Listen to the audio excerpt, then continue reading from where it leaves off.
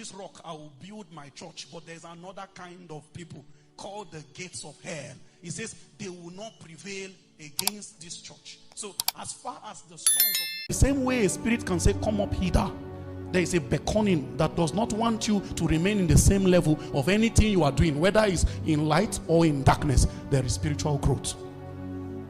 Hey, a lady can pass and you just turn and look. You started as a look man. Hey, but the spirit will not leave you in looking. There's an appetite that will be built. When you turn, what demons did is that they look at themselves and say, did you see that potential?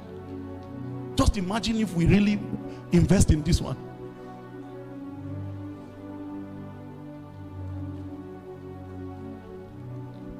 I prayed with a young man that started looking at pornographic videos, went into masturbation. Now he has been drawn. He is sleeping with animals at the moment. He didn't start there. Be careful with sin. You will look for the break part you will not see very soon. Now you think you are in control. You will come to a place where you are trying to stop it. A government has been established. It has become a stronghold. It is at that point you will be like the demoniac of Gadara. In the daytime you will cut yourself, and in the night you will cry. Your tears notwithstanding, the spirits that have kept your soul under government, they are not moved by that tears. So they continue to keep you glued to that situation until the day he saw Jesus coming. As Jesus stepped on the shore of Gadara, he ran to him and lay down.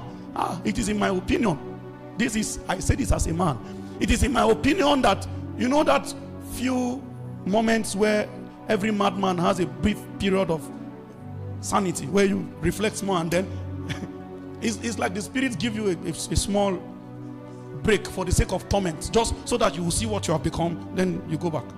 So when you see yourself, you say, nah, maybe this, you start crying, then they switch back.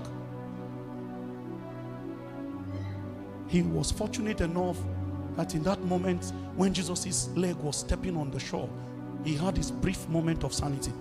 He ran. And before they could take over, he was already bending down before Jesus. So they took over and started speaking. Let me ask you a question. Why would a man who ran to Jesus and prostrated before him, why would his utterance be, Jesus, Son of the living God, what have we to do with you? For our time has not yet come.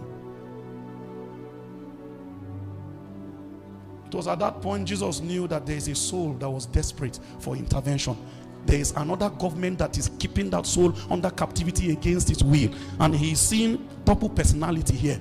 That you are on your knee before me, but you are still challenging my covenant. No, there are powers using this body. Somebody will run to Jesus this night. Because sin is a slippery path. You will think you can control it. You don't have what it takes to there are demonic strings behind it. There is no appetite that Satan initiates that you have the power to say no when you want to be free. He is trying to draw you into a deep place. And then if you are not careful, if you continue to journey in sin, a time will come where it will be necessary that God separate you from the brethren, because there is no relationship between light and darkness. May the door not be closed before you make up your mind to come to this kingdom.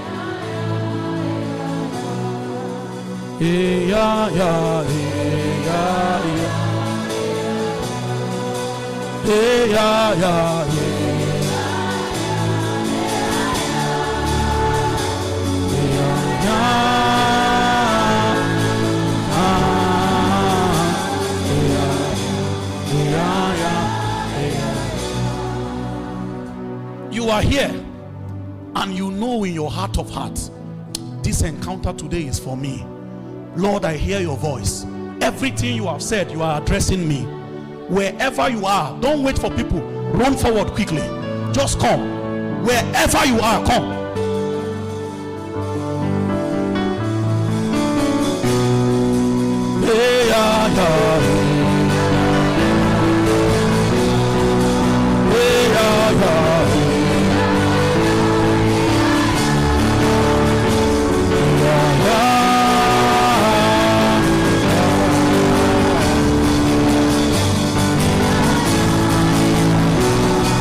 Keep coming. Those outside. Those outside, you can stand in front of the projection outside. Yeah, yeah, yeah, yeah, yeah.